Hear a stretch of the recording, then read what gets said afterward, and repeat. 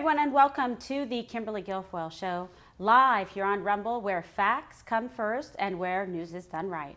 And we have been even covering bigger breaking news and developments about the 2024 race for the White House and the continued momentum for Donald Trump.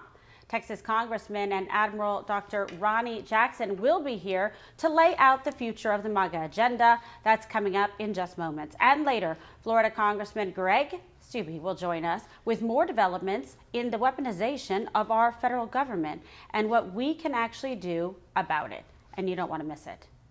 But we lead off today with the disturbing developments inside the White House and the deteriorating condition of President Joe Biden. Because after his fall at the Air Force Academy graduation last week, it's become clearer and clearer that Joe Biden is not fit for office. He cannot do the job.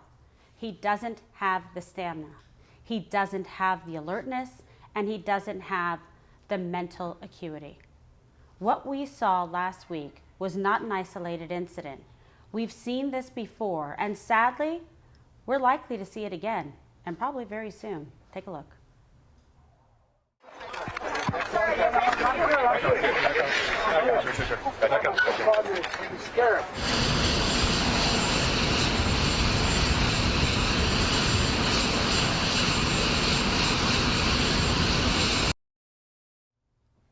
And it's not just the falls, because time and time again, we've seen this president disoriented, dazed, confused, and totally divorced from reality.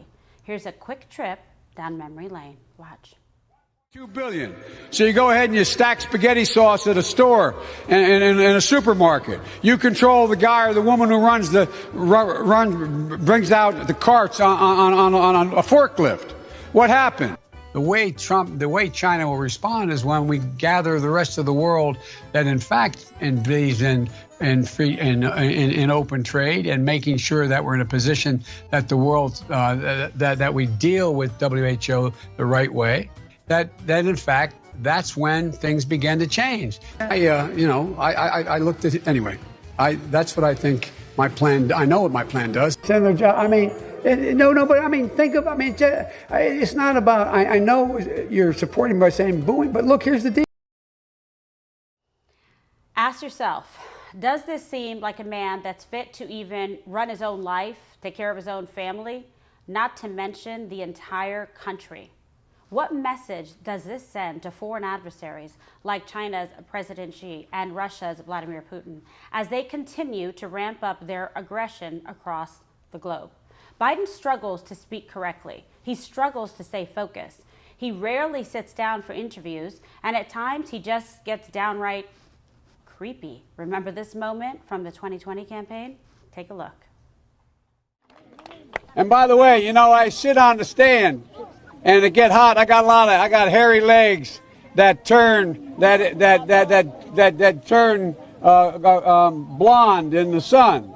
And the kids used to come up and reach in the pool and rub my leg down so it was straight, and then watch the hair come back up again. They'd look at it. So I learned about roaches. I learned about kids jumping on my lap. And I've loved kids jumping on my lap. And I tell you what.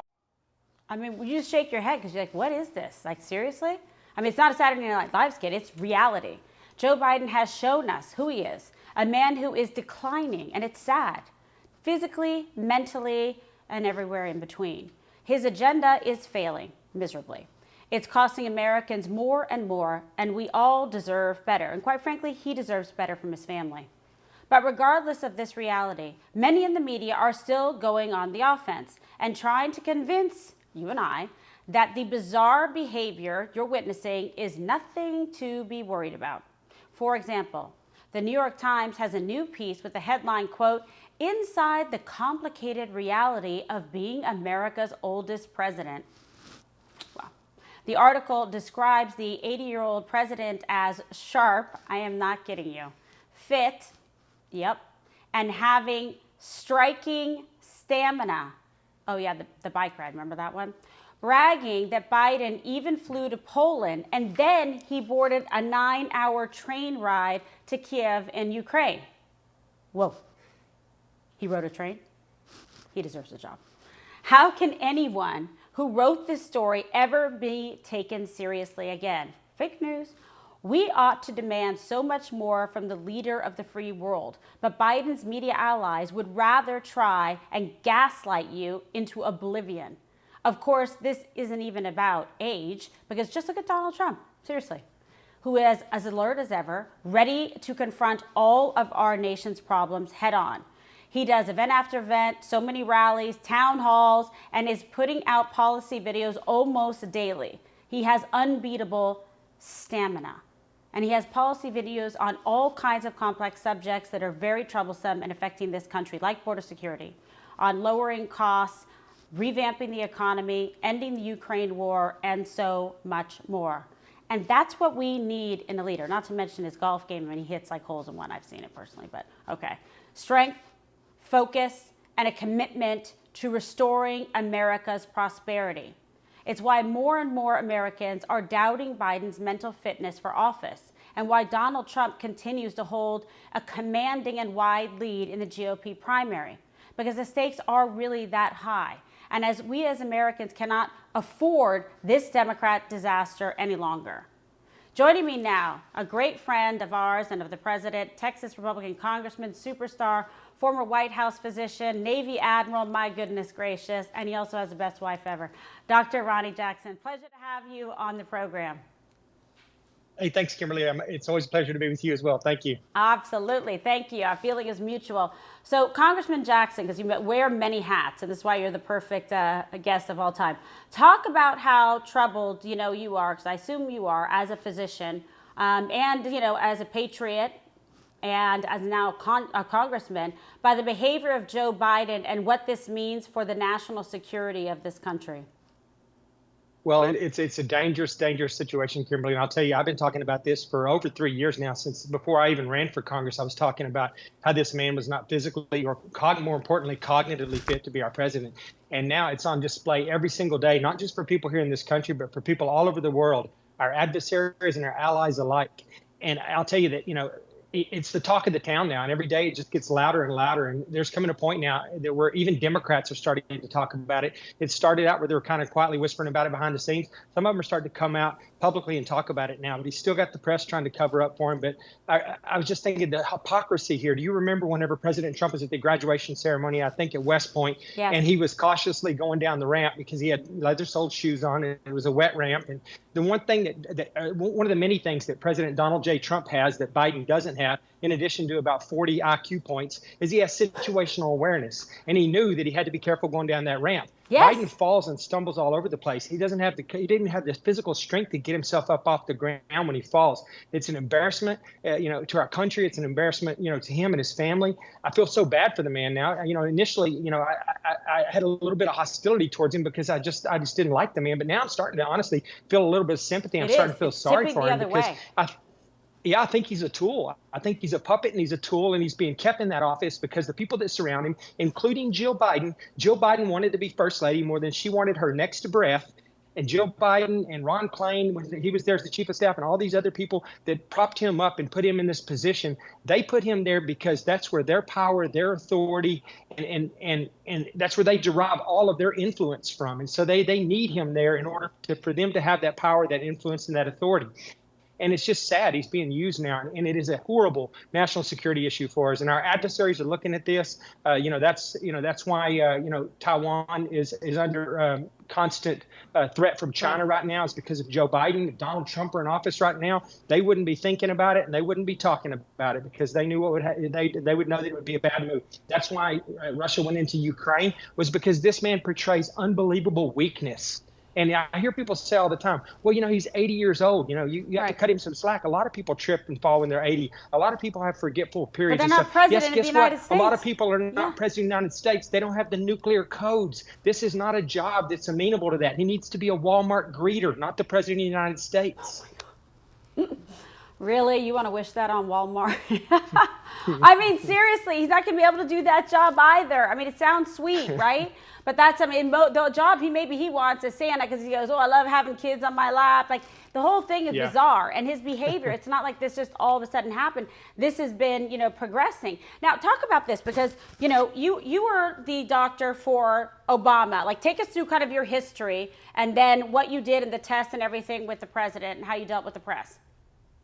Well, I was a physician at the White House and the physician for all Bush, Obama, and Trump. So I've taken care of 3 presidents, 3 administrations now. I think I have a better understanding than most people what's required physically and mentally to do this job. And I think I'm a good person to test. And you don't even need to be a doctor anymore to see what's going on. But to tell the American people this man's not there. But you typically do a physical exam on a president every year, other year. It doesn't have to be every year exactly, but we do one every year generally.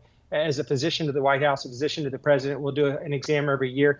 It's usually a physical exam. But if you remember, Kimberly, during the early days of the Trump administration, the press had tried everything, and the left had tried everything they could do to get rid of Donald Trump, even before he became president. The day he came down that escalator, it was full on anything they could do to try to keep him from becoming president. And once he was president, to get him out of there. At one point, they started talking about his cognitive ability. He didn't give them a reason to. They didn't like his tweets. They didn't like his style. And so they were trying to make it an issue with his make it a cognitive issue, which it wasn't. And they were talking about his physical ability. So we did his physical exam like we always do. And in addition to that, we did a cognitive test, which had never been done for a president of the United States ever. But we did one because the press was so loud and so outspoken and was demanding every day that this man have some type of cognitive test. We did it. We did the Montreal Cognitive Assessment, which is a well-known, well-regarded, well-researched cognitive screening exam that you can do in older people as part of their physical exam after they get over the age of 65 or so. We did that. President Trump got 30 out of 30 on that test. He scored perfect on it. You know what? I was the one that went to him and offered to do the test. We talked about it. He said, what's the downside? I said, well, the downside is if you don't do well on it, we'll have to, put the results out there to everybody along with your physical exam. We'll have to put the results of this cognitive test out. He wasn't worried about it. And guess what? I was not the least bit worried about it because I worked with the man every single day and I knew that he was sharp as a tack. He's got a memory that's 10 times better than mine. Unbelievable. And it's incredible. And so I had no concerns whatsoever. We put it out there. We did it. He crushed it. And, now the press, you don't hear anything. It's crickets now. Now we actually have a president who actually has full-blown cognitive issues that are putting this country at risk. And the mainstream media is silent, crickets. And it's such hypocrisy. And, I think it's going to be horrible if this man wants to be president, not just for the remainder of the 2 years that he's got left. He's wanting to be president now for 4 years beyond that. Imagine for 6 that. more years. He'll be 86. He'll be 86 years old. So we think he's going to get better? I mean, this is the problem. I've said this before, Kimberly. Joe Biden's not a fine wine. He's not going to get better with time. This is just going to continue to get worse and worse as time goes on. Yeah, it's very sad to me. And, they have to know, what's going on, with the White House doctor and his physician. How can they even in good conscience do their job, exercise their duties? What about the responsibility of a doctor to actually do something about this or say, hey, I have grave concerns? Yeah, well, he should be doing that. That's a dereliction of duty on his part. He should be stepping up to the plate. He should be talking to the first lady. He should be talking to the chief of staff, those that surround the president that say they love him and they want to take care of him. He should be having conversations with them. He should get in front of the American people and he should brief the president's physical exam completely like I did whenever I examined President Trump. I stood up in front of the press in the White House briefing room for an hour and 20 minutes and answered every stupid question they had out there and gave them the objective data. I had all the data there, all of his physical exam testing, all of his cognitive testing. I had it all there. I had it available. And that's what we need from President Biden. We need it from his physician. I worked with this physician for a long time. I can tell you honestly, I don't have any trust or confidence in the man. He's not going to do that. He's part of the Biden family. He'll do anything they ask him to cover this up. And so I don't suspect that we're going to have any real objection any real objective look at what's going on mentally or physically with the president from the physician in the White House. That's a strong statement, and I think it's a fair one and an honest one, which I genuinely appreciate because the American people deserve, to know. And especially, in the capacity you're in now, serving, this country as a congressman representing your constituents in Texas. And quite frankly, when you take that oath, you're representing all of us out here in the United States of America. We want the answers. We want the transparency. And it's very apparent to me that, they're covering this up or trying to. Imagine the stuff that we don't see that's not on camera. Think about that. And in the aggregate, just an accumulation probably of incidents where he's totally confused, disoriented, and like you said, literally physically lacks the stamina to walk up the stairs, go down the stairs, the bicycle, or once he's fallen, he can't get up. It's a very weirdo situation, like he should be the spokesperson for Life Alert. And I don't mean to be rude. I'm just telling you, it's that bad. And it's that much of a crisis. Well, it is that bad, Kimberly, and they are covering it up. And I'd like to know what other medications he's on, because I don't think we have an accurate picture of the medications that they might be giving him, because I feel pretty confident at this point they're medicating the man. They're giving him medications that help him with his cognitive, issues. We don't know that. I don't think perhaps we like amphetamines or some kind of, there's a variety of focus. medications you can give to patients that have cognitive decline, whether it's Alzheimer's or Parkinson's or whatever. We don't know exactly what the issue is. We don't know what medications he might be taking. We don't know what physicians have been up there in the White House seeing him. I'd like to look at those visitors logs, including the ones that are undisclosed, and see what physicians are making trips up there to potentially take care of the president. We know none of this, and it's all being covered up because the White House physician who's there currently is all too glad to do that, along with the rest of his senior staff and everybody else in the West Wing that's privy to what's happening. I know them personally. His physician worked for me for over 10 years. So perhaps he was, just saying, hypothetically speaking, selected for this very reason and purpose. He was Joe Biden's physician the entire 8 years that Joe Biden was vice president. And long story short, I probably should have done something about him a long time ago, but I didn't, because of his tight relationship with the Biden family, kind of prevented it. But he's part of the Biden family to some extent, and he'll do anything they ask him to do. I have no trust or confidence in him whatsoever. Yeah, and that's sad. Like we're saying, this is what we're seeing, in public, what's going on behind the scenes. I can only imagine. And when you talk about trying to get those visitor logs and the ones that have not been disclosed, is there anything specifically, now that you are obviously in Congress, that you guys can do to conduct, oversight of a president's mental fitness or subpoena, records? I mean, I know there's the whole patient, doctor privilege and HIPAA and whatnot, but there's also issues when you're president of the United States that the American people have a right to know if the person in charge and with the nuclear codes is actually mentally fit and capable of, performing and discharging their duties. Well, right, you're absolutely right, and we should be looking into that in Congress at some point here in the near future. We should be looking at trying to look at those logs, because you know as well as I do, when you put somebody in as a visitor into the White House, you can put them down for public disclosure, or you can put them down where they're not publicly, where their name is not publicly disclosed, and those logbooks are separate and not easy to access. We should know the answers to these questions. I would say that you should be able to just have the physician that's responsible for him stand in front of the press, and you should be able to ask, has a neurologist been up to the White House to see him? And he doesn't have to give you any details about what the issue was, but he should be able to answer, and he should be required to answer yes or no. Because like you mentioned, this is not just about taking care of the president. This is the office of the presidency, and this is the national security and the safety of our country. No, 1,000%. So, let's talk about where things are now, because it seems like things are deteriorating, pretty quickly here in terms of what we've seen just, even recently with his behavior, his language. It's just very disorganized. It's like a word salad. No one knows what he's talking about. One minute it's corn pop, then it's the hairy legs, then it's children on the lap, the sniffing people. I mean, you can't make this up. It's insanity. How does this guy get through the rest of his presidency, including, which is a vigorous time, you're going to run against President Trump unless he's going to issue out some other COVID situation to shut everything down. He didn't have to campaign last time. How does he get through the office of the presidency, let alone compete against who I believe will be the nominee, President Trump, going forward, let alone another 4 years? Where do you see this falling apart?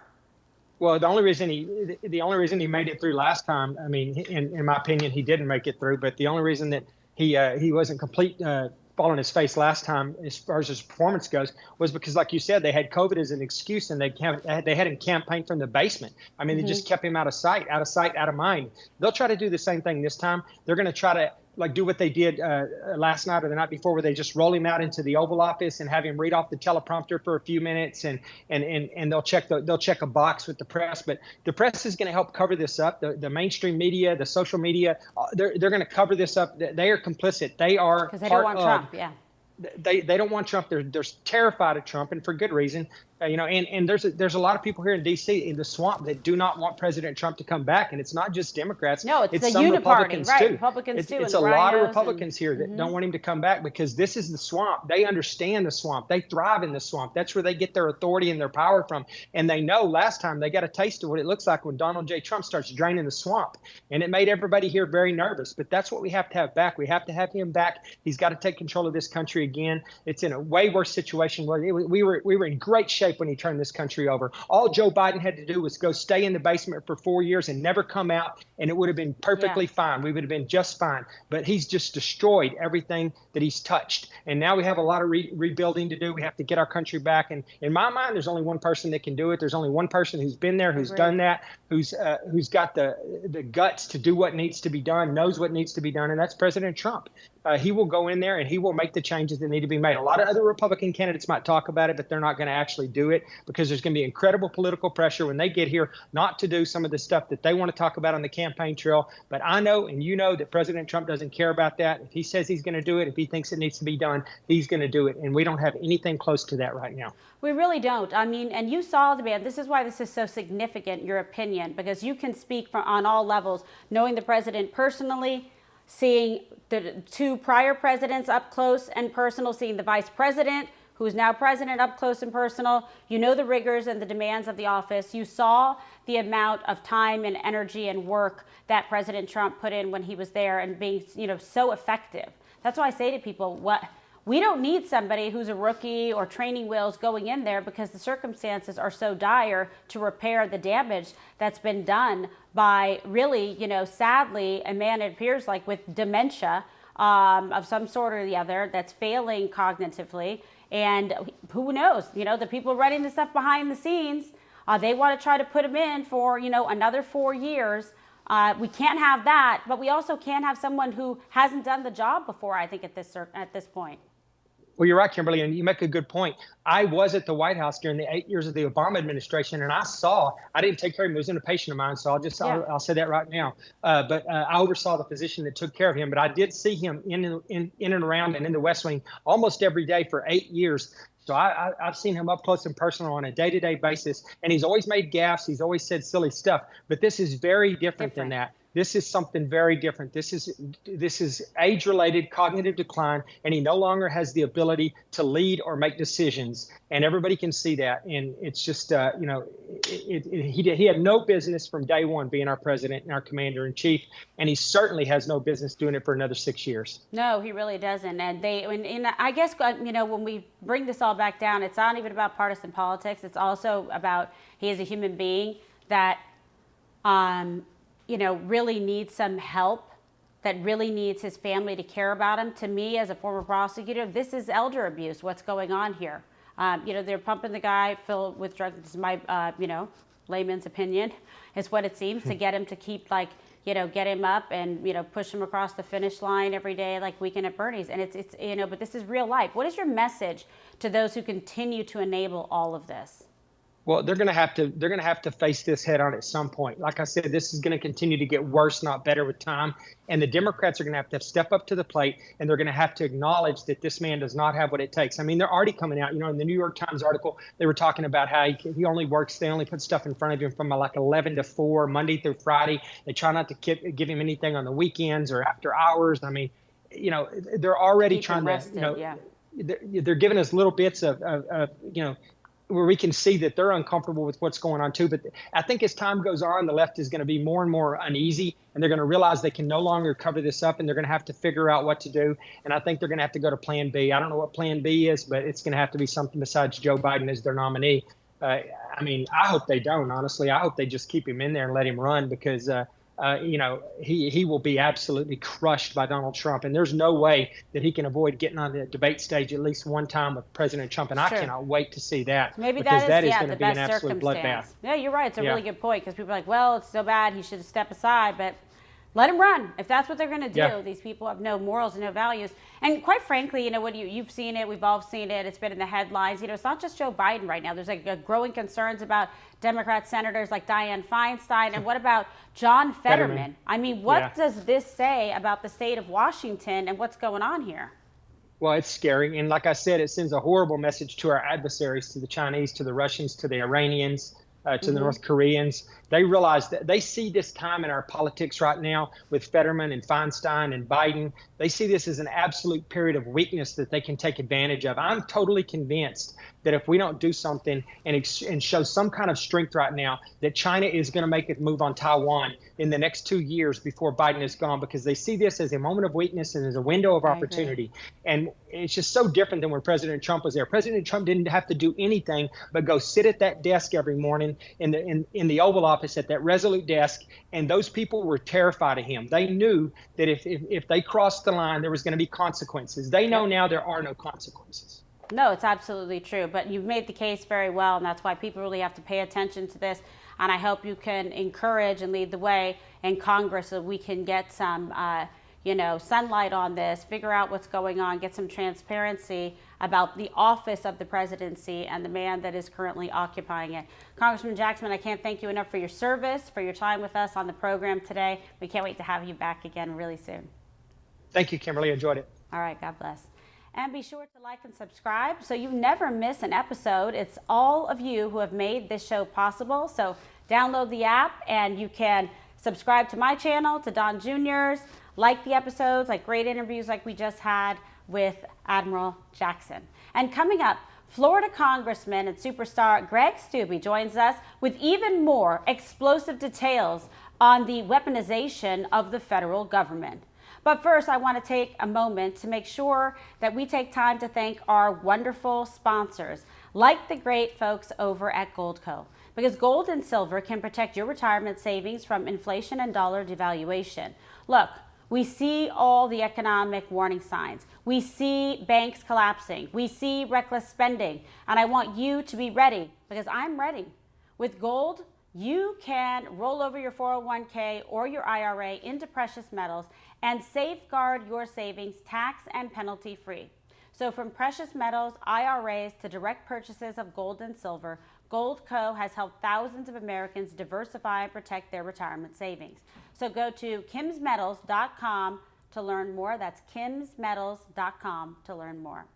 And I also want to bring you a message from Patriot Lifestyle where you can save more and spend less on a whole host of different benefits, from non-insurance healthcare benefits to savings on travel, identity theft, legal services, and even pet care. Take a look. Kimberly Guilfoyle. We've commissioned a lifestyle benefit program for our America First Patriots, Patriot Lifestyle. This program includes identity theft protection. And as a former prosecutor, I know that identity theft is the fastest growing crime in America. You also have free and discounted legal services, roadside assistance, travel discounts, cashback rewards while shopping on the internet, and our newest service, Pet Assure. Right, Mario and Luigi? Where you receive discounts at veterinarians across the country and pet supply stores. Patriot Lifestyle covers you, your family, and your furry friends for less than $1 a day. Follow the link and please sign up to get your Patriot Lifestyle started. And you can go to patriotbenefits.net, patriotbenefits.net, to learn more. These programs all come at an extraordinary value and will improve your life indeed. Now, turning to more developments inside the Washington swamp, we're now learning that the confidential human source behind the allegations that then Vice President Joe Biden agreed to accept money from a foreign national to affect policy decisions is reportedly, quote, highly credible, and was used by the FBI in multiple criminal investigations dating back to the Obama administration. It's just the latest bit of evidence that Joe Biden himself is implicated in his family's shady foreign dealings. And House Oversight Chairman James Comer today announced that the committee will initiate contempt of Congress proceedings against FBI Director Wray over his refusal to hand over the unclassified FBI document allegedly tying Joe Biden to this foreign bribery scheme. This is huge news, nationally, internationally, and we need to do something about it. So joining us now, Florida Republican Congressman and retired Army veteran, Greg Steube. Thank you so much for joining us on the program. Yeah, thanks for having me. Here. Yeah, fantastic. So you've been doing such a tremendous job, just fabulous, great work on the Weaponization Committee, which I think has been one of the more inspirational and exciting developments that I've seen, from a policy and legislative, perspective. Actually something getting done. Talk about the next steps for the committee and the path forward for revealing more failures of the FBI leadership. Yeah, I think it's really important to bring all this information before the American people. I'm so glad that Jim Jordan is doing that. And we're going to continue to keep the pressure on the FBI and the DOJ and expose the highest levels of corruption that you have seen. We're meeting today to kind of discuss about what next hearing we want to have and who we want to bring in. But this information you led up with oversight that Comer is talking about on the Oversight Committee that we've now find that then Vice President Biden was doing. This is like groundbreaking. This is bigger than Watergate. This is, you're not going to hear about it on the mainstream media. They're going to dismiss this. But this is completely corruptible information. If everything that is true, now I haven't seen it, only Mr. Comer and the Democratic colleague has seen it. But if this is true, and I've already signed on to an impeachment proceeding for Biden for other things, but this is absolutely corruptible information. If he was being bribed by a foreign entity for policy decisions, he should be impeached today. We should bring him up before an impeachment proceeding and have him impeached in the House of Representatives for this type of behavior. And that follows a pattern that we all have seen that his son was doing, Hunter Biden, that his family was doing, and all this information that we now have before the American people. This falls more squarely in the Oversight Committee, so they'll handle it, not weaponization. But this is an example of the fact that Director Wray is refusing to give this information, which is unclassified information, to a congressional committee that's requesting it, that is directly to a crime that is being committed by now President Joe Biden when he was vice president of our country. It's outrageous. I mean, you can't even imagine it. You say the words and it sinks in, and you sit there and say, how is this not even like headline news everywhere? If this was President Trump, can you even imagine how the result would be and the reaction? Oh, it'd be every single day on every single channel you turned on. This was all you would be hearing about. And this is real. This is a crime. I mean, being bribed millions of dollars to make policy decisions as the vice president, that is a very, very serious crime that he should be held accountable for. But he can't be held accountable while he's president. He can't be charged with the crime, but he can be impeached for that behavior. And we absolutely need to follow that through. I'm so happy that James Comer is doing that. And we're subpoenaing that information, and that should come before the floor of the House after it gets out of committee. He has said that the committee is going to meet on Thursday. And a great thing for weaponization to follow up on this is to bring in Director Wray and ask him questions about the retaliation that went against the FBI whistleblowers from a couple of weeks ago that we had in, and why he's refusing to give a congressional committee a document that's unclassified in nature that shows and is prima facie evidence of a president, a sitting president, committing a crime. Mm-hmm. Yeah, this is the problem. You're saying this, and we have this information now, so they're going to try to kick the can and obfuscate and avoid anything that they can. To make sure that they can get him to still get back into the White House. I mean, and that's what I think the plan is. They want to make sure that he still will be the nominee. He can run against, which I believe will be the nominee from the Republican side, Trump, and continue this nonsense where they have this, puppet in the White House occupying it, who's really not mentally fit to be able to serve. I mean, I don't know if you heard from, Ronnie Jackson, Congressman Jackson, the admiral who previously served as the president's physician, talking about his serious concern. And we were asking, what can Congress do about this to shed some light on, the office of the presidency, his, mental and cognitive abilities, and whether or not he's actually fit to be able to serve, in office. Yeah, he's definitely not fit to serve in office. And we absolutely, if there's things that we can do from a congressional perspective, we should absolutely do that. Yes, because the people deserve to know. I mean, this is also, a mental health and physical health issue, with him. So take us a little bit behind the scenes about how you guys conduct these, investigations, the committee that you're on, and what big wins your committee has experienced so far.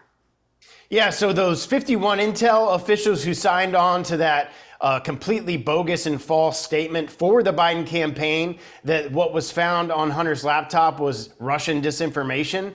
We've been going through depositions with a lot of those individuals, and it's an absolute fact that Blinken, on behalf of the campaign at the time, he's now our Secretary of State, on behalf of the campaign, reached out to intelligence officials to get them to sign on to this letter so they had political background and backup in the upcoming debate against President Trump. And this absolutely happened. They weaponized the Intelligence Bureau, and there were some individuals within the FBI who were then working for the FBI who were actively soliciting signatures for this, basically what was a campaign letter for the Biden campaign, deposing those individuals and getting that information. I think that's going to probably be a next step as we go through those depositions and who of that we want to bring forward to the American people. No, absolutely. And what were some of the earliest signs to you that we had something seriously nefarious going on inside federal law enforcement? We saw James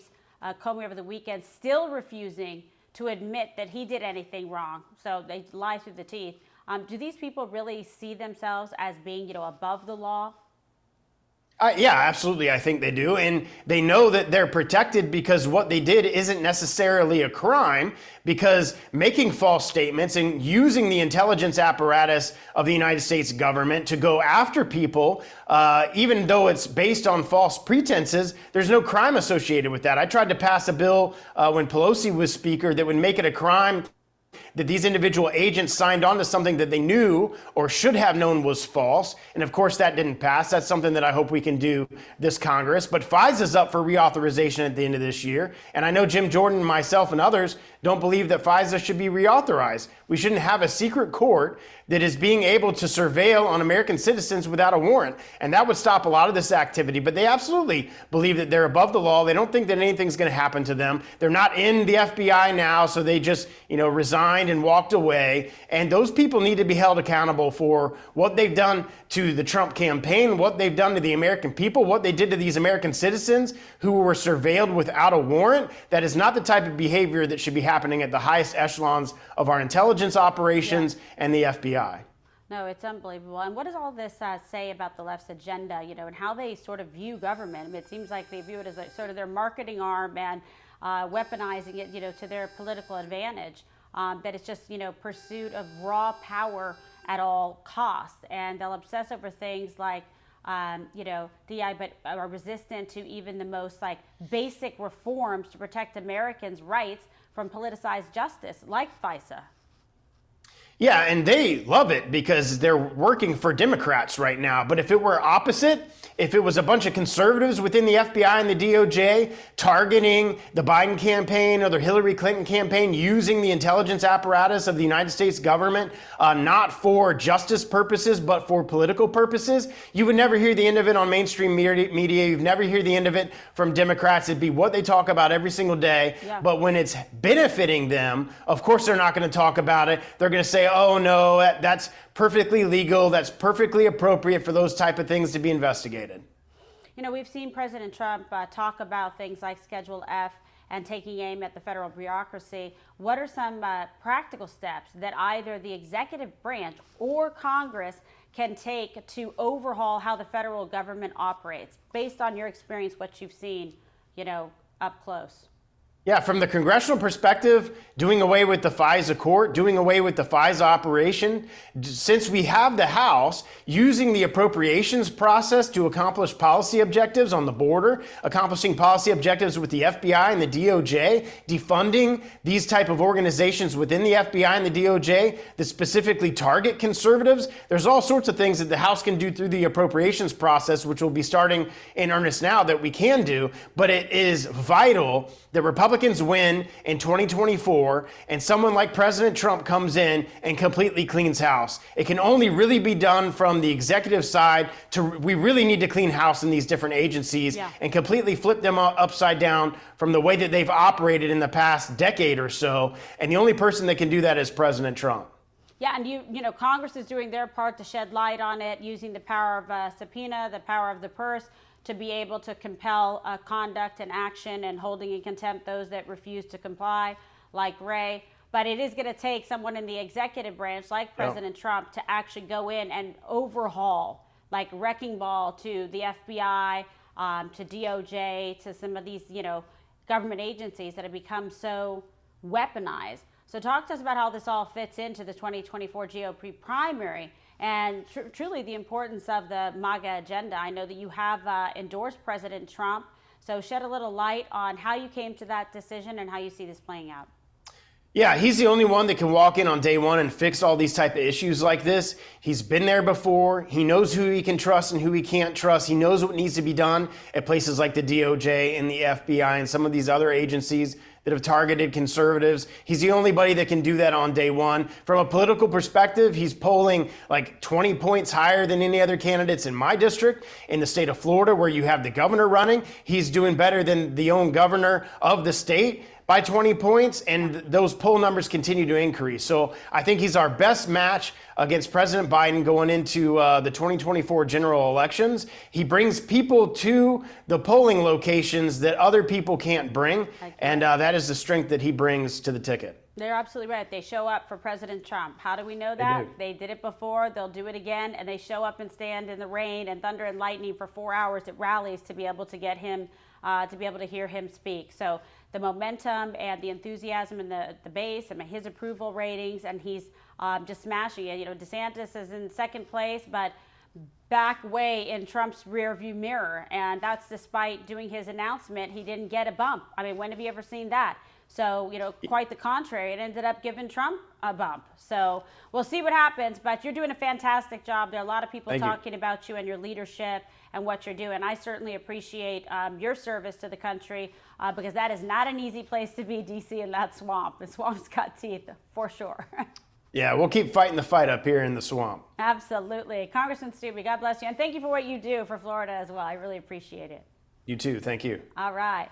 And we'll continue to be following all of this and these compelling committees as they seek to find the truth and shed light and tell us what's going on in D.C. and, quite frankly, what is going on with the Office of the Presidency.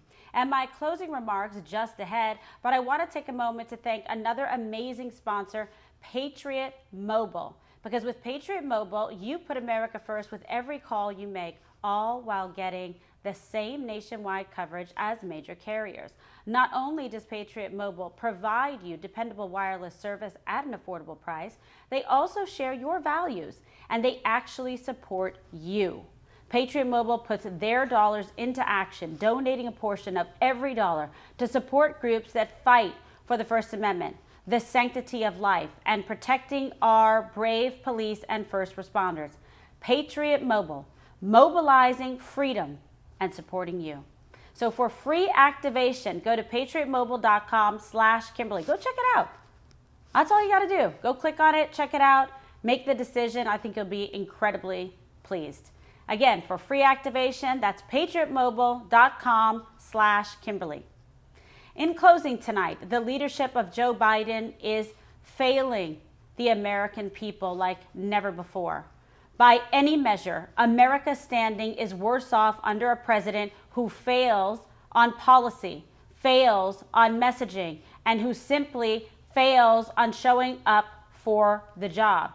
Biden and his allies have repeatedly dismissed concerns about his ability to lead. But underneath it all, there has to be panic that the candidate that could barely get through a basement campaign is now going to try and limp through another presidential race in 2024. And remember, this isn't about age. Donald Trump is alert. He is energized and active, and he is ready to take on the challenge. And he is in good health, mentally and physically. You heard Ronnie Jackson, 30 out of 30 on that Montreal cognitive test. Okay, deal with those numbers, facts. And as Biden's standing with the American people falls farther and further, Donald Trump is on the rise. And while other candidates will waste their time trying to convince voters otherwise, only Donald Trump is ready to take on the job on day one. Remember that. Only Trump can do this job on day one. No one else. This isn't the time for training wheels or for taking a chance on something new. It's not. It's time to get behind Donald Trump, build the best strategy possible, and get Joe Biden and these destructive Democrats out of the White House for good. And we'll be bringing you all the very latest breaking news and behind the scenes, taking the part of taking that swamp apart bit by bit every day, right here on Rumble, where we reject the false narrative and always seek the truth.